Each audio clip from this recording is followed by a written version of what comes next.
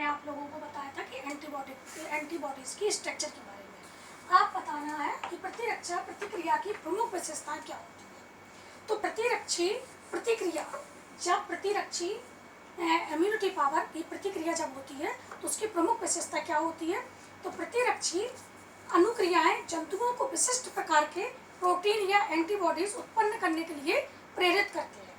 ठीक है, ये प्रतिक्रिया जो होती है वही क्या करती है, बॉडी को नए प्रोटीन या नए एंटीबॉडीज को उत्पन्न करने के लिए प्रेरित करती है। और इसके लिए लिम्फ या ब्लड में पाए जाने वाले लिम्फोसाइट्स, शरीर में प्रवेश करने वाले रोगाणुओं जैसे बैक्टीरिया, वायरस, प्रोटोजोन्स आदि या एंटीजन के प्रति सुग्राही हो जाते हैं, मतलब उनको ग्रहण करने के योग्य हो जाते हैं। और बाहरी जीवों को पहचान कर, जो बाहरी जीव या विदेशी जीव जो हमारी बॉडी का जीव नहीं है या हमारी बॉडी के प्रोटीन या हमारी बॉडी के एंटीजन नहीं है, जो बाहर के जीव के द्वारा आए है वो प्रोटीन या एंटीजन, उसको पहचानते हैं और उनको पहचान कर नष्ट करने तथा उनसे हमारे बॉडी की जीवन पर्यंत सुरक्षा प्रदान करते हैं।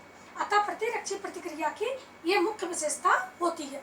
इसी मुख्य विशेषता के कारण ही इसकी 3 प्रकार से होती है। पहला है आक्रामक को पहचानना, कि किस प्रकार से हमारी बॉडी में कौन आक्रमण कर रहा है, तो वो आक्रामक कौन है।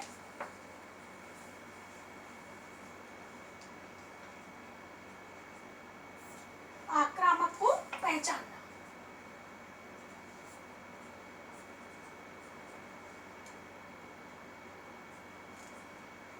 ठीक, दूसरा है इसकी प्रमुख विशेषता कि आक्रामक से निपटना।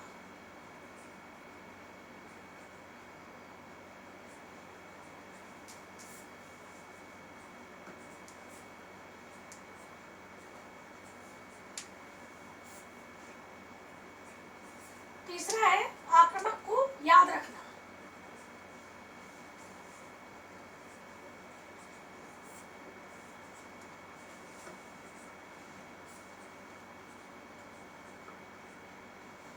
ठीक है, तो ये तीनों प्रमुख विशेषताएं हैं। तो पहला है आक्रामक को पहचानना। तो कैसे आक्रामक कौन है और उसको कैसे पहचाना जाता है, तो उसके लिए शरीर की अपनी सेल्स या पदार्थ, शरीर के बॉडी के अपने सेल्स या अपने पदार्थ और दूसरे विदेशी सेल या दूसरे जीव के सेल्स या उनके पदार्थ में अंतर करना तथा पहचानना बहुत जरूरी होता है।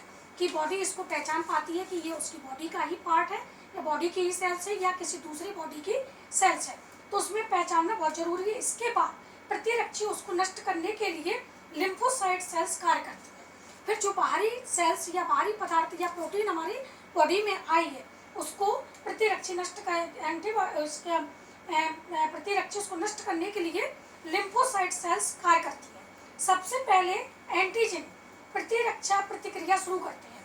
एंटीजन जो भी बॉडी दूसरी बॉडी के एंटीजन होते हैं और हमारी बॉडी के भी एंटीजन होते हैं, तो एंटीजन सबसे पहले प्रतिरक्षा प्रतिक्रिया शुरू करते हैं, जिसके लिए टी लिम्फोसाइट्स और बी लिम्फोसाइट्स की सतह पर लगे एंटीबॉडीज एंटीजन को पहचानने का काम करते हैं। हमने पहले आपको डायग्राम बताया था कि एंटीबॉडीज किस तरह से होते हैं और ये टी लिम्फोसाइट्स और बी लिम्फोसाइट्स पर पाए जाते हैं। तो टी लिम्फोसाइट्स और बी लिम्फोसाइट्स पर जो कि सेल्स पर जो एंटीबॉडीज पाए जाते हैं वो इन एंटीजन्स को पहचानने का काम करते हैं। बाहरी सेल्स की प्लाज्मा मेम्ब्रेन पर लगे ग्लाइकोप्रोटीन एंटीजन के समान ही कार्य करते हैं। तो जो इनकी बाहरी सेल की ग्लाइकोप्रोटीन एंटीजन के समान कार्य करते हैं। लिम्फोसाइट्स इन प्रोटीन को पहचान लेते हैं और टी लिम्फोसाइट्स और बी लिम्फोसाइट्स इन एंटीजन को पहचान लेते हैं। इस कारण इसी के कारण कैंसर सेल्स और टिश्यू ग्राफ्ट की सेल्स को प्रतिरक्षा तंत्र पहचान सकता है कि कौन सी सेल्स में बार बार डिवाइड होकर वो कैंसर का रूप ले रहा है या उसका टिश्यू फॉर्मेशन बार बार हो रहा है, तो उसको पहचानने का काम कौन करता है, एंटीबॉडीज करती है। तो इसके लिए कुछ दवाएं जैसे सल्फा ड्रग्स, एंटीबायोटिक, टॉक्सिन्स, टॉक्साइड्स व रासायनिक पदार्थ, फॉर्मेल्डिहाइड, विष आदि प्रतिरक्षा अनुक्रिया करना शुरू कर देते हैं और ये बॉडी से इनका फॉर्मेशन होता है और वो हमारे एंटीजन के विरुद्ध में एंटीबॉडीज कार्य करना शुरू कर देते हैं। तो इसका पहले आक्रामक को पहचानने का पहला पॉइंट है कि सबसे पहले वो किस तरह से एंटीजन को पहचान लेते हैं। फिर दूसरा, एंटीबॉडीज 5 प्रकार से बाह्य जीवों को एंटीजन को नष्ट करते हैं। तो इतना सबको समझ में आ गया कि किस तरह से ये टी लिम्फोसाइट्स और बी लिम्फोसाइट्स जो इनकी प्लाज्मा मेम्ब्रेन पर बाहरी रूप में पाए जाते हैं वो एंटीजन को पहचान कर उनको क्या करते हैं, इसको कुछ दवाओं के द्वारा या एंटीबायोटिक के द्वारा, टॉक्सिन या टॉक्साइड्स के द्वारा, रासायनिक पदार्थ या फॉर्मेल्डिहाइड आदि के द्वारा इनकी प्रतिरक्षा अनुक्रिया शुरू करते हैं। इतना सभी को समझ में आ गया। अब आगे का समझाएं। तो दूसरा है आक्रामक से निपटाना। पहला तो आक्रामक को पहचानना जरूरी है, जब उसको पहचान लिया तो उसको नष्ट करेंगे। आप है इससे यदि नहीं पहचान पाए और वो बॉडी में चले गए तो उनको किस तरह से नष्ट करना होगा। तो आक्रामक को नष्ट करने के लिए एंटीबॉडीज 5 प्रकार से बाह्य जीवों एंटीजन को नष्ट करने का काम करते हैं। ठीक है बच्चों, आज इतना ही। अब हम इसका आगे का कल समझाएंगे, ये 5 प्रकार किस प्रकार से होते हैं।